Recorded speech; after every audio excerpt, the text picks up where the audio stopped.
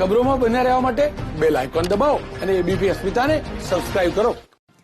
રાજકોટમાં આગકાંડ અંગે સુપ્રીમ કોર્ટે પણ ચિંતા વ્યક્ત કરી છે. રાજકોટની કોવિડ હોસ્પિટલમાં લાગેલી આગમાં 5ના મોત થયા.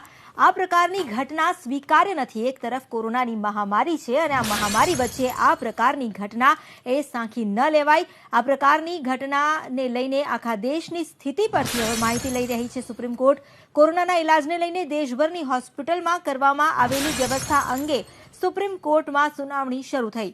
સુપ્રીમ કોર્ટે કહ્યું કે હાઈકોર્ટ પણ સમગ્ર મામલાને જોઈ રહી છે.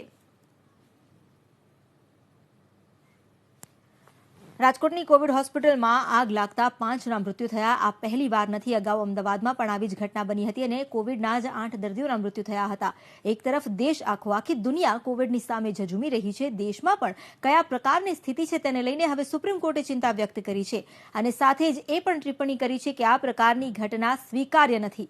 આખા દેશની સ્થિતિની માહિતી લઈ રહ્યા છે તેવું પણ સુપ્રીમ કોર્ટે નાખ્યું છે અને આ સાથે હાઈકોર્ટ પણ આ મામલાને જોઈ રહી હોવાનું જણાવ્યું છે. કોરોનાના ઇલાજને લઈને દેશભરની હોસ્પિટલમાં શું વ્યવસ્થા કરવામાં આવી છે તેના અંગે સુપ્રીમ કોર્ટમાં સુનાવણી શરૂ થઈ, જે અંતર્ગત આ તમામ હોસ્પિટલમાં કોવિડના દર્દીઓ સાથે થઈ રહેલી જે સારવાર છે અને તેમની જે ગતિ છે તેની માહિતી લેવામાં આવી રહી છે. દુર્ભાગ્યપૂર્ણ ઘટના જે છે આ આગની જે આજે રાજકોટમાં બની અને ઉદય શિવાનંદ કોવિડ હોસ્પિટલમાં જે 5 કોવિડ દર્દીઓના મૃત્યુ થયા, કોરોનાના દર્દીઓના મૃત્યુ થયા.